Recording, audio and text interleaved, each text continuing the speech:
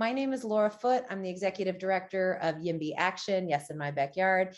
And I am so glad that Joey Lindstrom from the National Low Income Housing Coalition has agreed to come and talk with us about what is happening with the infrastructure, the Build Back Better, all of this complicated, what seems like a really amazing opportunity to bring a lot more funding into subsidized affordable housing from the federal government. It seems like a potential new leaf in that we are turning over for affordable housing in America. Joey, how excited or confused should we be? That the answer to that question sort of changes frequently, kind of minute by minute. Laura, I just tried to share my video. I'm not sure if I have permission to do that. Okay, I'll work on that. While you Thank you. tell us about your background and how you got into sort of fighting for affordable housing. Oh, sure. Well, that's the long story, but I can tell you, yeah, I've been doing this kind of for 20 years, and as I've shared in other conversations I've had with NIMBY group or YIMBY groups, excuse me, but actually I share it with the NIMBY groups too. A lot of my early work in this was I was doing a lot of direct service back in Wisconsin. I was doing homeless outreach specifically, and at times I was also working in homeless shelters in Dane County, Wisconsin. But I was also very involved in not just the temporary solutions or the immediate needs, but thinking about what the systemic solutions would be. So for me and for many of my friends who were into local politics and urban planning, we really started to think about how important it was to expand the supply of rental housing and specifically affordable rental housing. Because when I was doing homeless outreach in Madison, one of the experiences I often had was a lot of the people who I wanted to get into an apartment didn't have an apartment they could move into, even if we did get them an income, because all of the apartments were filled up by, college students and so forth who really had no better options. And so for a long time, I've been very eager to see expansions of housing subsidies, but also expansions of market rate production. But as many of you probably know, there aren't a lot of great jobs for urban planning nerds and housing policy nerds in smaller communities. So inevitably, my career led me to DC, where I've been working at the National Low Income Housing Coalition for the last 8 years, which has been really wonderful. And I definitely have had the experience prior to working at NLIHC of having been someone who was on the receiving end of NLIHC emails exhorting me to reach out to my members of Congress or my senators, to call them, to email them, to share the talking points and all that so forth. And so as I do this work now, and as I help to mobilize people throughout the country around federal housing priorities, I do it with a sense of what it's like to have lots of things that you're working on, not a lot of time to read the federal budget and the various shenanigans of Congress, and needing to get it distilled down into bite-sized pieces as often as possible.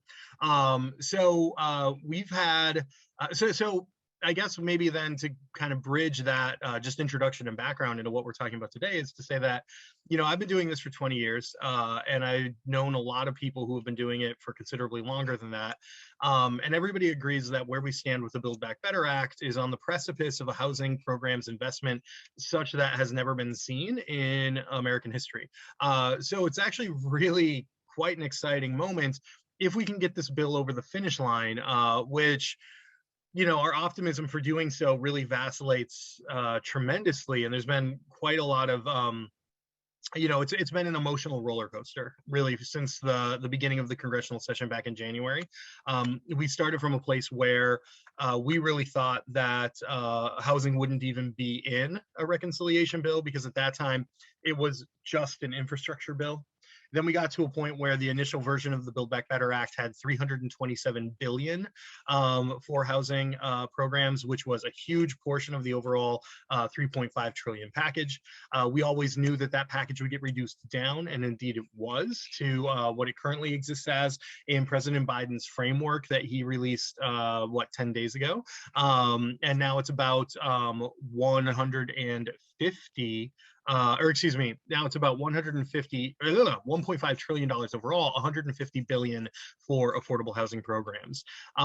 So that's kind of where we stand right now. I will say that the House decision to pass the bipartisan infrastructure bill on Friday of last week without voting on the Build Back Better Act certainly weakens the overall prospects of the Build Back Better Act, because the bipartisan infrastructure bill is something that the centrists in Congress really love. And the fact that it's now going to President Biden's desk sort of takes pressure off of them to pass the bigger package that they are less comfortable with, I guess we would say. So that's a little bit of a stumbling block. We still have a clear path to victory on this, and it's really incumbent upon all of you, especially if you're in a district that is represented by a moderate Democrat, to reach out to your members of Congress during the coming days. And I will apologize right off the bat for the number of times that we have in the last several months reached out to folks saying, this is going to happen quickly, and then it doesn't happen quickly. We get a lot of indications from Congress about what's about to happen, and then it just doesn't. And then suddenly they're ready to move right now, and there's just not a lot of warning. So the story of last Friday, for those of you who didn't pick up on it, is the House was supposed to vote on the Build Back Better Act, but several of the centrists in the House indicated to Speaker Pelosi that they couldn't vote on the Build Back Better Act unless they knew how much it was really going to cost, which meant they needed to wait for what's called scoring of the bill by the Congressional Budget Office. And so what they decided to do was table that until they come back into session on Monday of next week on November 14th. But some of us are a little bit skeptical that the Congressional Budget Office will be done with their work by November 14th. And if waiting on that scoring report is what will prevent a vote from happening, there's a decent chance that this vote will drag on possibly for months, possibly even into next year, depending on when that CBO score comes out. So President Biden and Speaker Pelosi have indicated tremendous urgency on this. And what we really need to do is whip up a lot of urgency amongst constituents of many of these moderate Democrats in Congress as well. Wait, so that's, yeah, please jump in. So for the infrastructure package, one of the things that I've heard is that there is some housing funding in the infrastructure bill, but is that just not true at all? So we've been saying really consistently that there's no housing in the infrastructure bill. It's true that the reconciliation bill at one time was being called the infrastructure bill, but what passed on Friday, the House Infrastructure, or the Bipartisan Infrastructure Act, has no housing funding in it. I will say though, sometimes there might be housing elements in a bill that we don't care about, right? That are related to, home ownership or overall kind of construction kind of things. But as far as anything related to rental housing and significant community development investments, there's nothing in that bill, right? There's no reason for anybody focused on housing affordability to like really track it. So that hasn't been a focus of ours at all. Yeah. So our other coalition partner, Up for Growth, who's supporting this, but it is both also in the Build Back Better and not in the infrastructure. Another thing we're tracking is these grants that were going to be offered to local governments who were liberalizing their zoning, which I think it's great. It's not direct funding. It's a nice little carrot to get cities to this is a YIMBY event, so I can say it, be a little bit less shit on housing and a little bit less shit on zoning. They're going to get some like carrot grants. And that is still in the Build Back Better initiative, but not in the infrastructure package. And it sounds like you're telling me I should panic. So, okay. Yeah. So that specific pot of money, where did I put my little, oh, here it is. So yeah, you are referring to specifically 1.75 billion, which is a big amount of money, to address zoning barriers to affordable housing. And that money was won by Senator Amy Klobuchar of Minnesota. I was a little bit surprised by that. But many of you know Minneapolis just got a lot of credit for banning single family zoning effectively. And so I think City Council President Lisa Bender, and I think some of the publicity from that really got through to Senator Klobuchar's office. So we were actually, we were delighted, but also a little bit surprised that got into the the final bill. So that's really great. And I think you're right. I think it really is an incentives program. I think some of us would prefer something more like a punishment program, for where if you don't do this, you will suffer tremendously. And so yeah, it's an incentive program. Was a little bit surprised to see that. Really glad it's in there though. That's a really good one. Yeah, and so break down for us the other things that we should really care about, I guess, in the Build Back Better initiative. What are the pieces of funding, and how impactful do we think they could be if we get it across the finish line? If only I had some slides that break this. Oh, look at that. Beautiful.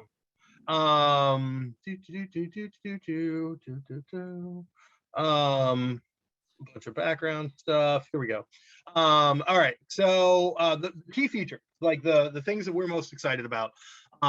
So yeah, many of you know the National Low Income Housing Coalition. I've got some slides on that. If you're not just interested in the new album and you want to hear the old classics, like we've got that too. But what really makes us unique is that we really are focused on extremely low income people, like the people who are working minimum wage or living on a disability income, the people who are at risk of homelessness or currently homeless.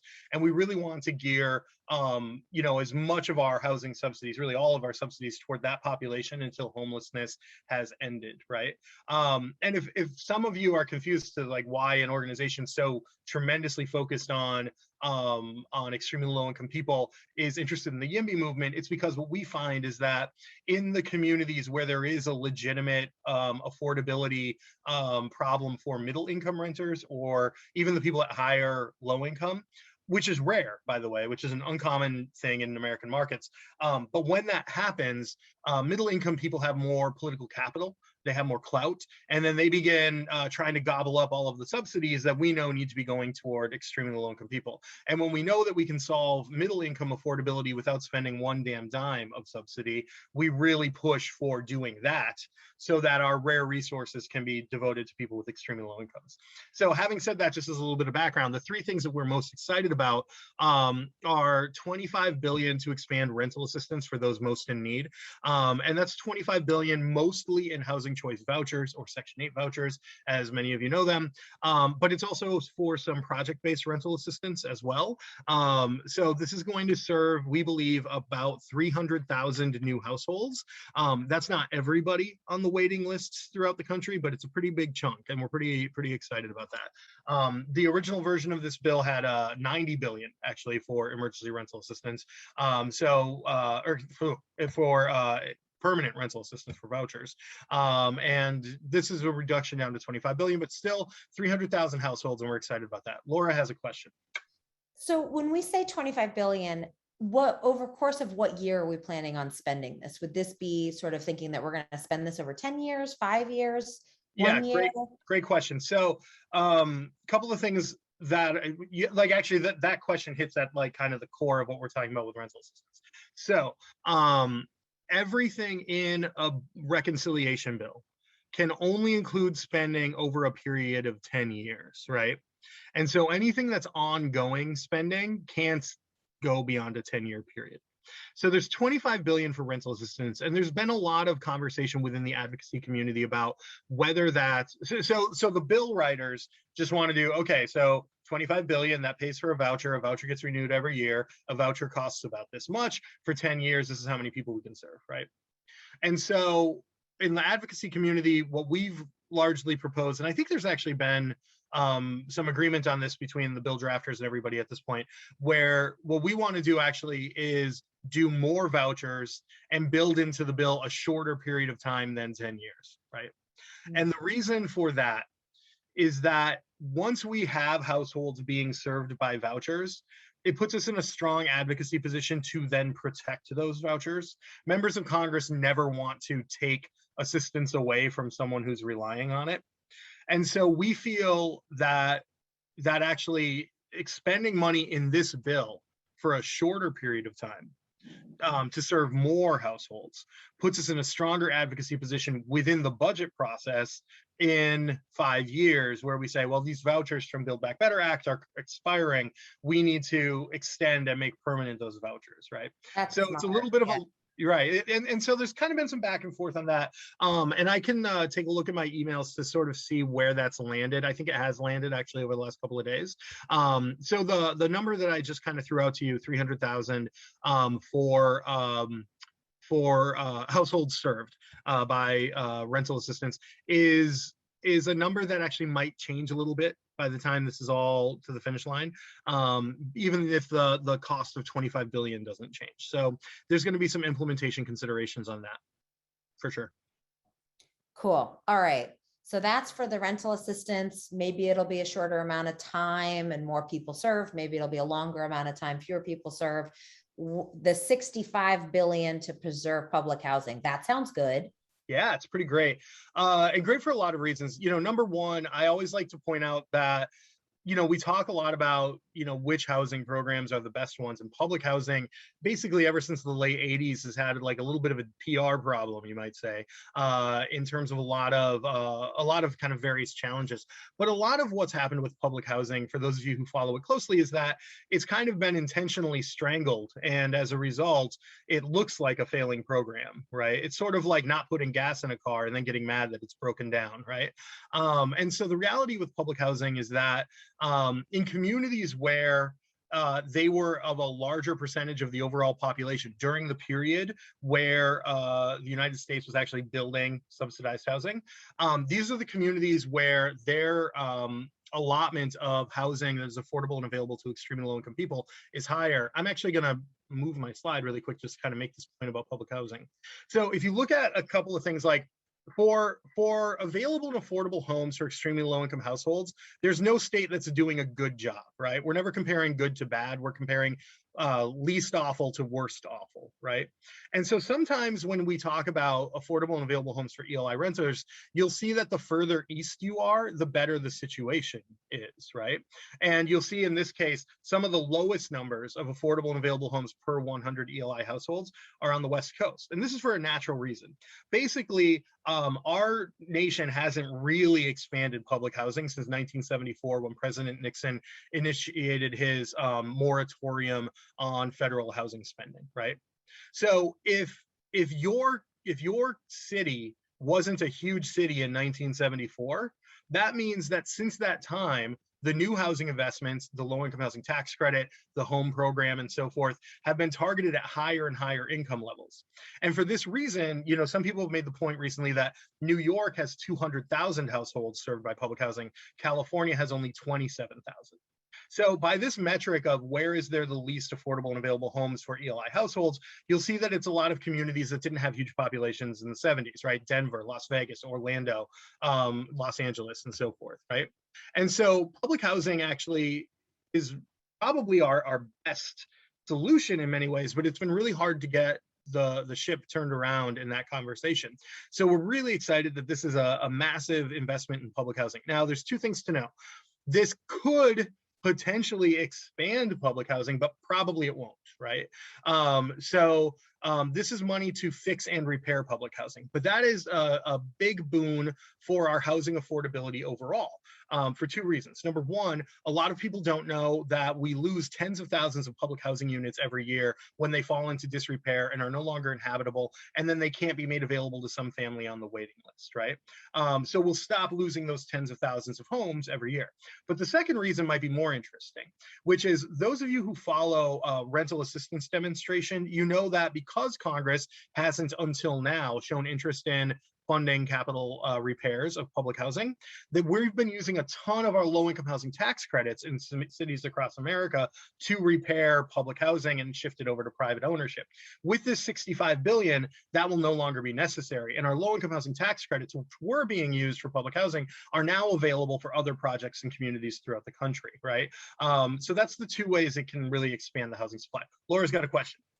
So one of the things that often happens with the old public housing in some of the cities that are sort of, the most housing oriented, which means have the biggest housing problems, is converting old public housing into the privatizing it, nonprofit affordable housing. A lot of the housing authorities, and that happened in previous decades, has sort of slowed down recently, but it's still happening.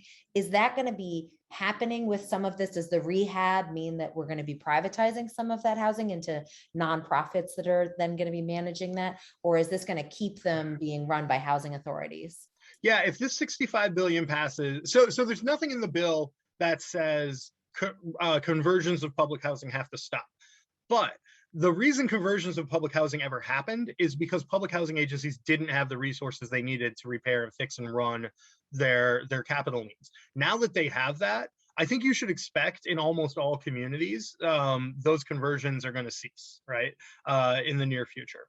So there are chances that some communities are just like PHAs are like, oh, we want to get out of this business. And honestly, whenever there are some people who are like getting rich off of taking something that's public and converting it into private, like there are going to be some forces that are trying to continue that. But I think you should expect that it's going to slow down quite tremendously as a result of this 65 billion. The estimates on how much money is needed to get every public housing building in the country up to like fully up to code and ready to go varies a bit. I think the most common number you'll get is 80 billion. That's the number we use most commonly. So 65 billion gets us, pretty darn close to that. And unsurprisingly, this was the top priority of Senator Schumer in this bill, and he fought hard to get this money. And Chairwoman Waters was all about it as well. I mean, she really led on that in addition. So really excited about the public housing money. This hasn't happened in a very, very, very long time. And I'll stress, it shouldn't need to happen. Congress should be putting money in the capital fund every year, but they don't. And that's kind of why this 65 billion is kind of ballooned into such a big number. Yeah, and this, I mean, I'm so excited to see this because I think we've got a comment in the chat about saying to expand public housing, you have to combat the narrative of these public housing projects that were so neglected. And it's like snake eating its tail argument, right? That we've often been caught in, which is public housing has a bad rap. So then people don't want to invest in it. So then it gets worse. So then people don't want to invest in it. So then it gets worse. This potentially offers the opportunity to really break that narrative. I want to knock on wood, because it's really hard. Yeah. So I think that has been true. I think it's still true. One of the difficult, there are kind of a bunch of difficulties that public housing still faces. And one of the difficulties is that there are a lot of PHAs throughout the country that are quite frankly badly run. PHA? Oh, thank you. Public Housing Agency, I think is the technical term, but in most communities it's called the Public Housing Authority. And the PHAs run all public housing and they run the vouchers. And PHAs are community controlled, right? It's all federal funding. They can bring in income and grants in other ways, but generally it's all federal funding. And but they're community controlled. So their boards are appointed by the mayor and by the county executive, kind of depending on where they are.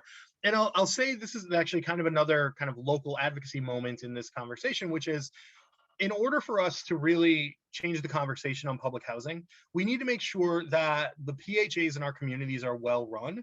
And so for those of you who are advocates, one thing I'd encourage you to have a voice on is being in touch with your local PHA boards or considering being a board member for your local PHA and so forth.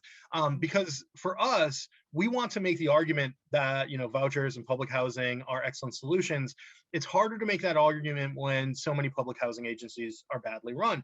But of course, so many public housing agencies are badly run because they've been so chronically underfunded for so long. There aren't a whole lot of people who want the job of running those, embattled agencies and so forth. So I'd say, being aware of what your PHA is doing and including that as part of your advocacy and being aware of your local PHAs is really, really important. And I'm just going to read Gregory Holmes' comment because I think that it's always worth saying over and over again. Once public housing was no longer oriented around white people and became more available to Black family, that's when Congress cut funding. This is a lot of racism is tied into this. All of the sort of negative narratives around public housing is really a lot of it being motivated by racism. Joey, if you want to pile on too. Oh, sure. Like one of the timeline points that I often like to make is that the Fair Housing Act passed in 1968. And that's when we established that, housing resources, housing has to be for everybody, no racial discrimination. And it only took 6 years after that for the federal government to be like, oh yeah, we're not going to build housing anymore, right? Like 1974 was when Richard Nixon said, no more federal housing spending. And it really was, in my mind, like a pretty clear response to the fact that once they couldn't make it specifically for white people, they didn't want to make it at all anymore. Like, I think that connection is pretty obvious, and I do think that's important to include in our narrative for sure. So let's do the last one. What's the last $15 billion going to the National Housing Trust Fund? And then we'll talk about what we need to do as advocates. Boom. So the $15 billion in the National Housing Trust Fund is something we're really excited about. And the National Housing Trust Fund was created by a massive campaign that the National Housing Coalition led from 2001 to 2008. And the National Housing Trust Fund, for many of you who don't know, is money that comes from a small percentage on new business at Fannie Mae and Freddie Mac.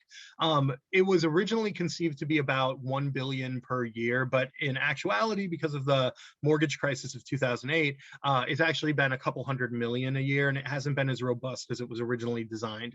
So what this would be is an appropriation infusion of $15 billion to the National Housing Trust Fund. And the reason that we are a bit more excited about that than we are about some other housing production programs is that the National Housing Trust Fund specifically targets rental housing. 90% of the money that goes to each state has to be used on rental housing. Only 10% can be used on home ownership.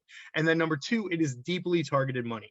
75% of all the money has to be affordable to people at extremely low incomes, meaning 30% of area median income and below. And so it's deeply targeted. We're really excited about the ways that different groups are using this money already. And one of the reasons that you hear more people in the nonprofit or for-profit development space talking about the low-income housing tax credit more so than the National Housing Trust Fund is because right now, and for a long time, the low-income housing tax credit has just been much, much bigger.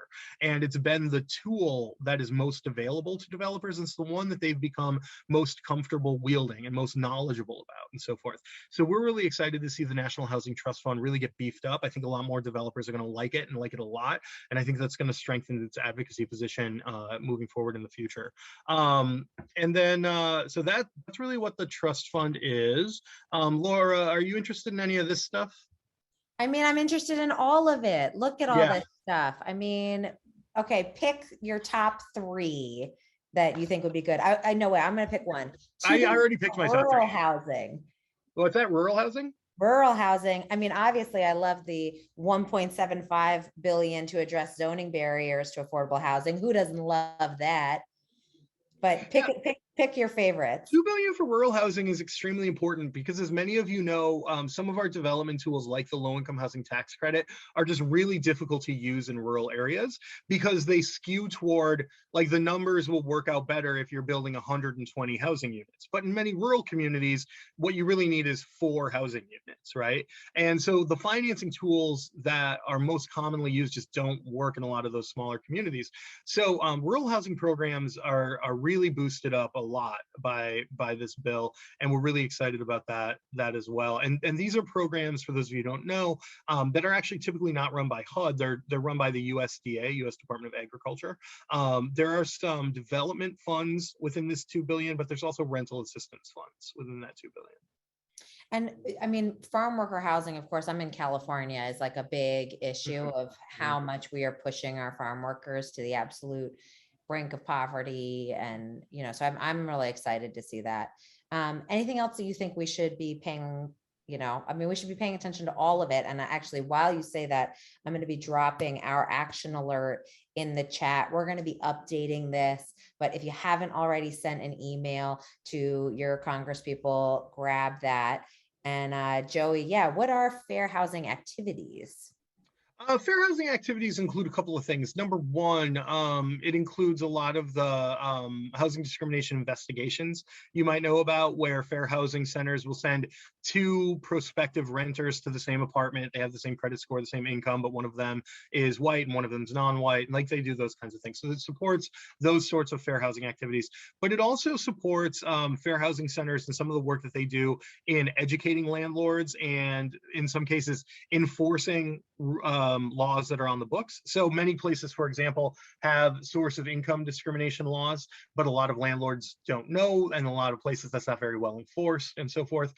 So a lot of these fair housing activities, that this money could be used for that, and this money could also be used for identifying disparate impact of development resources and so forth, and identifying where there is sort of de facto segregation happening in communities throughout the country. So this is all really good. And then there's some stuff about the low-income housing tax credit, if any of you are interested in that. And then this is our Take Action page.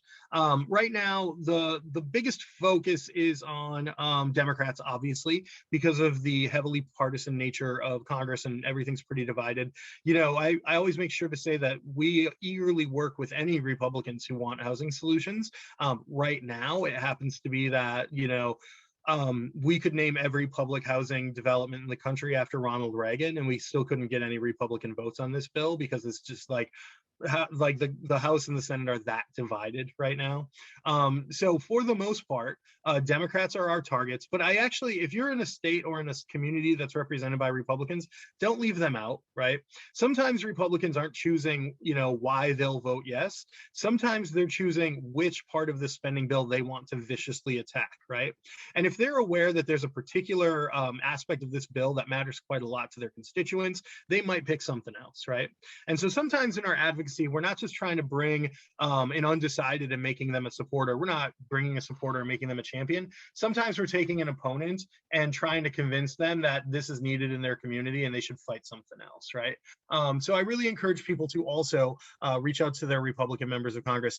The biggest Democratic targets right now are primarily the ones who find themselves on the right or left flank of the Democratic Party.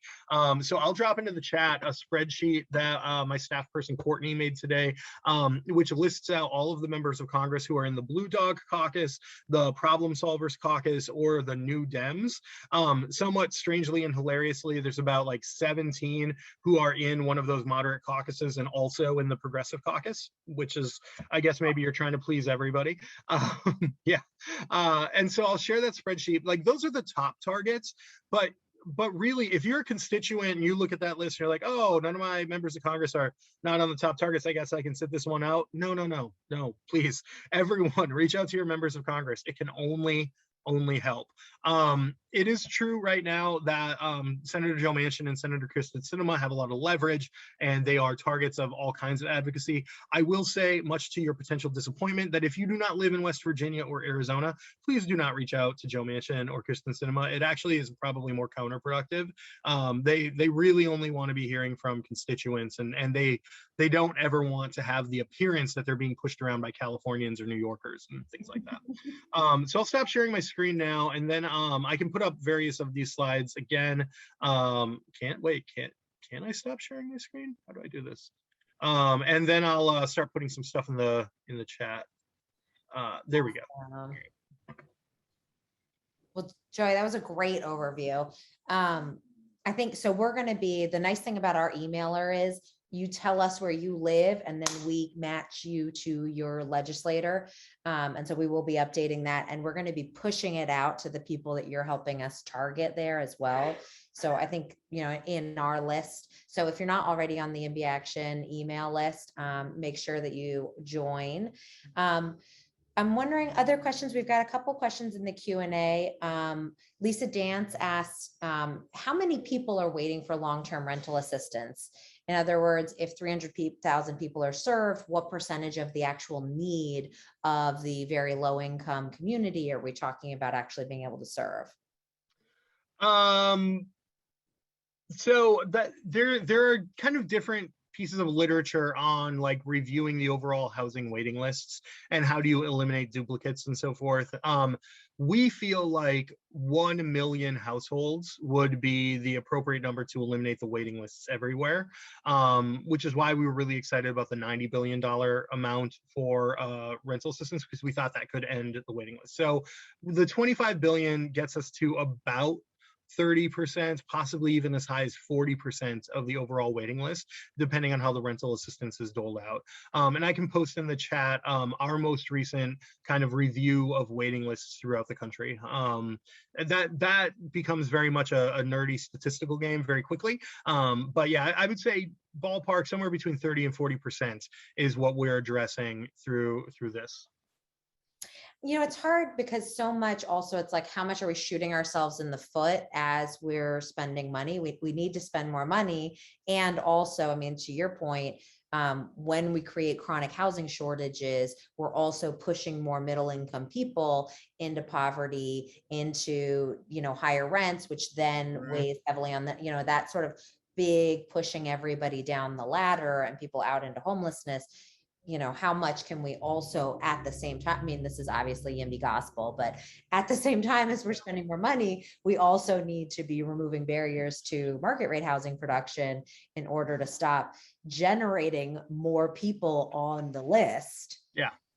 No, you're totally right. I mean, so many of you heard me use the term affordable and available. That doesn't mean affordable and sitting empty so someone can move in. That means affordable and not occupied by someone in a higher income category, right? And like, I'm a great example of that. Like, I've got a pretty decent middle income salary, but I live in this tiny basement apartment in DC so that I can save up a bunch of money that I can, you know, pay off my student loans and invest in like fancier tequilas than anyone ever needs, or whatever like my interest might be. But the truth is like that my apartment used to be available for somebody who was like the manager at a Wendy's, but that person can't live in my crappy basement apartment anymore because I'm there, because there aren't really that many options for me. Like the relationship that you're talking about is very true, very obvious. So I'll read Zach Subin's next question. He thinks that the National Low Income Housing's, well, this is sort of an answer. No, it's an answer question. Zach Subin, I think the National Low Income Housing Coalition's top line shortage of affordable housing is about 7 million. Coincidentally, the same as the gross housing shortage estimate from Up for Growth. What scale of investment or what kind of policy reform do you think would be needed for us to get to this number if Build Back Better passes? Oh God, please. Yeah. What should we focus on next? But I do want everyone to focus on getting Build Back Better passed first. Yeah, so I mean, that's an interesting question. And our research team has been consistently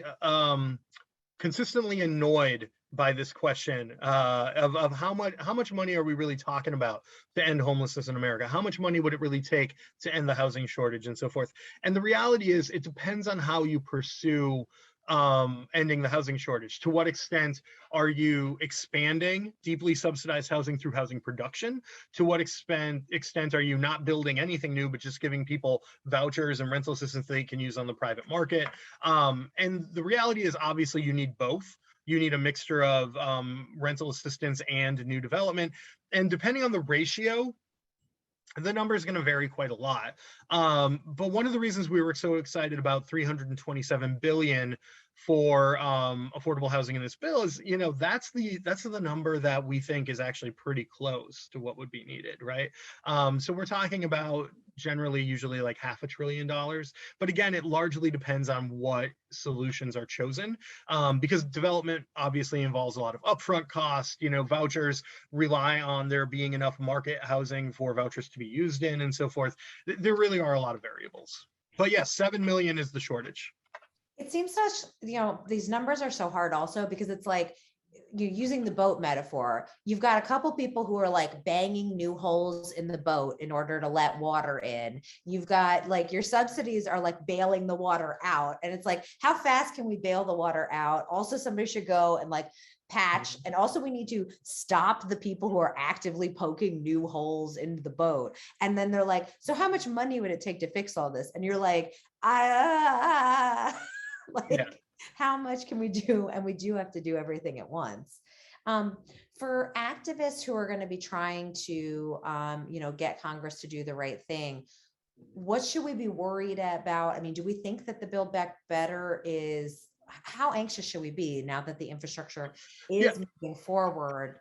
Are we all just being left in the lurch and we need to be really loud about Build Back Better now? Yeah, so at this point, the message really is get to yes. get every member of Congress to yes, right? Get their staff or them to tweet out like, I am voting yes on Build Back Better Act, right? Up until 10 days ago, there was a lot in our advocacy, which was tell your member of Congress to include these 3 priorities in any final bill, that sort of thing. We feel very strongly now that the line items in the bill, what the bill does and does not include, isn't going to get better than where it currently is, right? And honestly, we don't think it's likely to get that much worse through the Senate process. I think, I think in terms of our priorities, it's likely going to be a yes or a no. We don't expect there to be a lot of tinkering, right? And frankly, we're not sure we want it opened up again, right? And so from our standpoint, we think the best approach now is to get every member of Congress to vote yes. And that includes the moderates who are worried about, like, do they want to spend this much money? The answer is hell yes. This money is needed in the communities you represent. And then there's also the progressives who had things that they really loved in the much larger bill that are now gone, and they're sad about that. And we can tell our progressive friends that, like, yes, we also want those things, but this is still pretty damn good and it needs to pass, right? And so it seems to us right now that the threat of the centrists is much more potentially problematic than the threat of the progressives. But really, we just need everyone to get to yes at this point. It's, members of Congress, will you vote for this bill? And the more we can say saying publicly that they're on board, the stronger we are, right? Do the moderates like the zoning reform? Because I mean, it is the zoning reform incentive grants are both an incentive to local government, who doesn't like that for a lot of moderates, and are about spending money more efficiently, which you would think, is that a compelling argument to them? Or is just the sort of all of the different things around Build Back Better is just like too loud for that kind of a message to even get through? Yeah, I mean, I think if you know your member of Congress, you might want to tweak this somewhat as you engage them. But to me, I feel like you can make strong arguments about any given fund in the bill, and I think that's a great example of one. So any given line item, you can really get them on board. This is efficient spending. This is necessary spending. But I would also append to that argument that this spending will have the most impact if it's deployed in a thriving and stable economic community, which means the other elements of this bill are essential as well, right? Because I don't want to find us in a place where members of Congress are choosing which parts of the bill are their favorite and then trying to say, like, I only want to vote on this package, right? We want to say, like, this is a great program, and we need to pass the bill overall, right? In California, we unsuccessfully, but have tried a few times to do what is, this sort of coalition. The 3 Ps is the framework that we've been using: preserve, protect. Anyway, it's like trying to get everybody to like agree to agree, right? You get your thing that you really focus on. We'll put them all together in a big package and we'll pass the package together. So all the interest groups will stop shooting each other's bills, if we tie everybody together. Is that, I mean, that seems to be some of, we are putting a lot of things in Back Better. That seems to be potentially successful, although then the moderates are saying, well, the whole thing is too big. Yeah. So look, I mean, I could take a few choices of things I'd like to take out of the Build Back Better Act, but I'm not going to do that because I don't want to pick any fights with anybody at this point, really. I just want to get what's in there. The truth is, at least from the space of housing advocates in DC, I've been surprised and very happy by how well everybody has played together. Over the last 4 years of the Trump administration, it was really easy for everybody to get along because all we were doing is kind of jointly protecting things, right?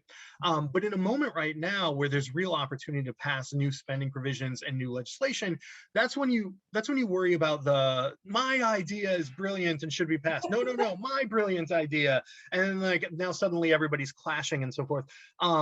Because the truth is, like we believe in the low-income housing tax credit program, but there are definitely programs we like more and we emphasize them, and that's obvious. And there are some groups that only want to talk about the low-income housing tax credit. But honestly, we've mostly all played together pretty nicely, and I've been really happy by the overall result. I think there are definitely groups that are like, oh, I would have preferred this instead of what public housing, whatever. Like there's some of that out there, but at this point, I feel like there's good unity in the advocacy community. And when people send out their action alerts, they might pick one thing over the other to emphasize, but everybody just wants Build Back Better Act to pass. Awesome. All right. Well, let's end it there. Let's make the Build Back Better Act pass. We're going to have action alerts going out again. I'm going to reshare the action alert here in the chat. Please share that out on social media. Get your friends to do it. Joey, do you want to add any other things to the chat there? And we'll also send a follow-up email. I was running my mouth so much, I actually didn't get to put really much of anything in the chat, but I mentioned various reports and links and resources. And Laura, I'll send those all to you. And then if you could just include those in whatever you send out, that'd be great. Awesome. Well, this has been so great and so informative. We're going to put this out on YouTube and maybe also on the podcast. So hopefully it won't be out of date too soon. Although if it's out of date because we passed the bill, that would be great. That would be lovely. That's what we're all dreaming of. Awesome. Well, thank you so much, Joey. Have a great night. All right. Thank you, Laura.